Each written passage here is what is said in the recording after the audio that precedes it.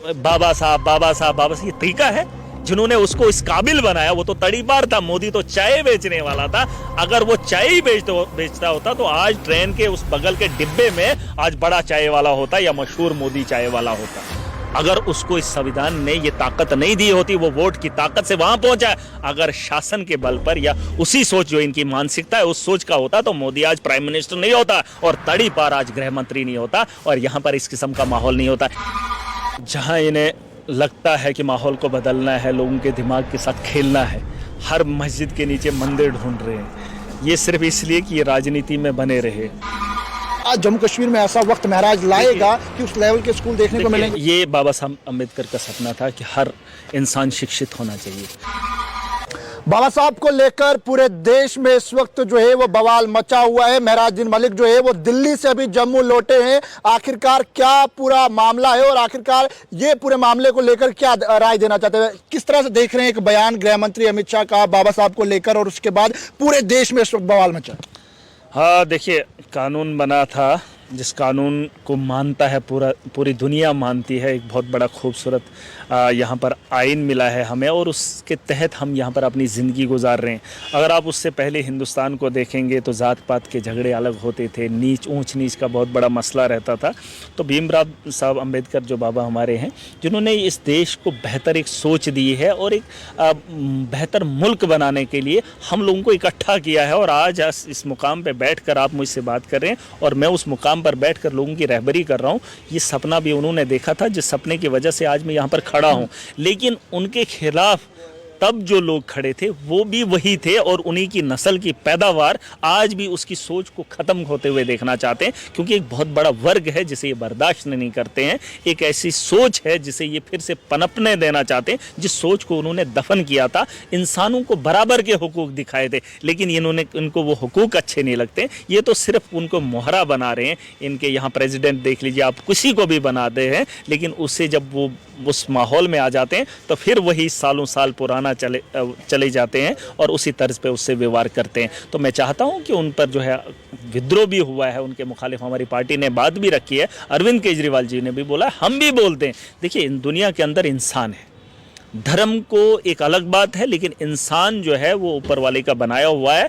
ऊंच नीच आपके पास नहीं होनी चाहिए, इंसान का किरदार होना चाहिए, उसका पद नहीं होना चाहिए, उसका कद होना चाहिए। और ये लोग पता नहीं कौन से धर्म को मानते हैं, कौन सी मानसिकता इनकी है, किस सोच को मानते हैं। ये नहीं चाहते हैं, ये खुद को सुपीरियर समझते हैं, दूसरे को ये मतलब हकारत की निगाह से देखते हैं, जो उनको बर्दाश्त नहीं हो रहा। अब तो वो अपना कानून बनाना चाहते हैं। अमित शाह को लगता है कि इस देश का गृह मंत्री होने के नाते और मोदी के शासन के होते हुए हम इस देश के आइन को ही बदल देंगे, कॉन्स्टिट्यूशन को ही बदल देंगे। ऐसा नहीं हो सकता है, उसे लगता है।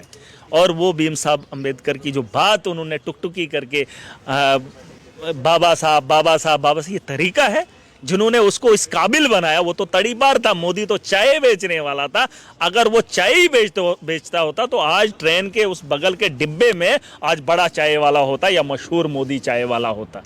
अगर उसको इस संविधान ने ये ताकत नहीं दी होती, वो वोट की ताकत से वहां पहुंचा, अगर शासन के बल पर या उसी सोच जो इनकी मानसिकता है उस सोच का होता तो मोदी आज प्राइम मिनिस्टर नहीं होता और तड़ीपार आज गृह मंत्री नहीं होता और यहाँ पर इस किस्म का माहौल नहीं होता। इन्हें लगता है कि हम अपना आइन बनाएंगे, हम अपना कानून बनाएंगे, देश के अंदर अपने तर्ज पे चलाएंगे और दुनिया में हमारे अभी नाम चलेगा, गांधी की तरह हमारा भी ठप्पा होगा और दफ्तरों के बाहर हमें भी क्रांतिकारी बताया जाएगा।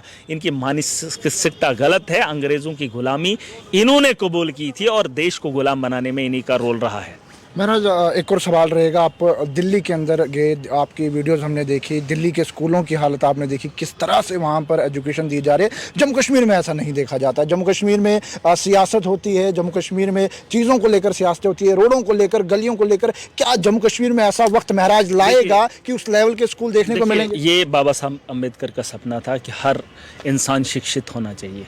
आज भी आप देखेंगे दिल्ली के अंदर, दिल्ली का कोई भी ऑफिस आप उठा के देख लीजिए। ये तो अमित शाह ने पिछले दिनों बात रखी थी संसद में, लेकिन कई सालों से मैं देख रहा हूं कि भगत सिंह और भीम साहब अम्बेडकर की जो फोटो है वो दिल्ली के गवर्नमेंट कॉलेजेस हो, कोई भी इदारा हो गवर्नमेंट का, या हमारे अरविंद केजरीवाल जी का ऑफिस हो, आपको वो तस्वीरें दिखेंगी। 2 तस्वीरें वो पहले से लगा रहे हैं। शिक्षित करना ये सबका सपना है, लेकिन मोदी का सपना नहीं है। उन्होंने एजुकेशन को भी इतना महंगा कर दिया कि गरीब उसे पढ़ नहीं पा रहा है, ले नहीं पा रहा है।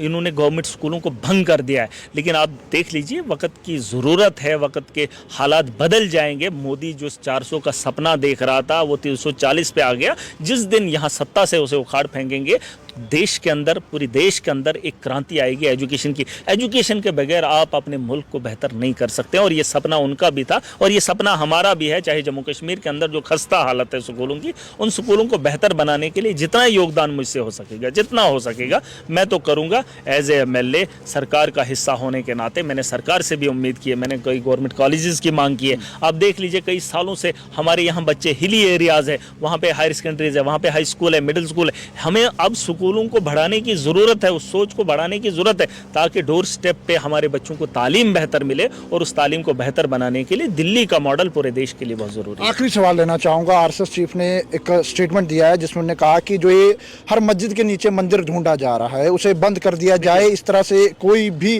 जो है वो काम नहीं किया। आपको सिंपल एक बात बताऊंगा, जहां इन्हें लगता है कि माहौल को बदलना है, लोगों के दिमाग के साथ खेलना है, हर मस्जिद के नीचे मंदिर ढूंढ रहे हैं। ये सिर्फ इसलिए कि ये राजनीति में बने रहे, लोगों को उकसाते रहें, लोगों को बेवकूफ़ बनाते रहें। ये तो अपने धर्म को मानते ही नहीं हैं। ये कौन से हैं कि अपने धर्म के पुजारी हैं या अपने धर्म के गुरु हैं? इन्हें धर्म से कोई मतलब नहीं है। बस ये वक्त के हालात देखते हैं और लोगों के जज्बात पे कब्जा करते हैं ताकि लोगों के सोच पे काबिज हो जाएं। अभी यहाँ पर जम्मू के अंदर चुनाव हुआ, जम्मू कश्मीर के अंदर, किस तर्ज पे इन्होंने BJP को वोट दिया? सिर्फ इसलिए कि हिंदू चीफ मिनिस्टर बनेगा। सिर्फ ये लोगों ने घर घर तक जाकर पैगाम पहुँचाया कि इस बार मौका है, हम हिंदू के चीफ मिनिस्टर बनाएंगे। हर इलेक्शन में ये चीजें बोलते हैं, आज ही मौका है, फिर कभी नहीं है। लेकिन आज अगर 28 MLA बने हैं, बताओ, धर्म की रक्षा करें, इसमें किसी को ममानत नहीं, अपने अपने धर्म के तर्ज पे चले, किसी को आपत्ति नहीं है। आप ये बोलें वो बोलें, ये तो फसाद है ना। आप बोलेंगे मस्जिद को उखेड़ के यहाँ मंदिर बनाएंगे, ये तो फितना है। ये आप भी समझ सकते हैं, मैं भी समझ सकता हूँ। किसी के सेंटिमेंट्स के साथ जब आप खिलवाड़ करेंगे तो देश के अंदर डेवलपमेंट नहीं, दंगे होंगे, जो ये चाहते हैं। इनकी मानसिकता ही है।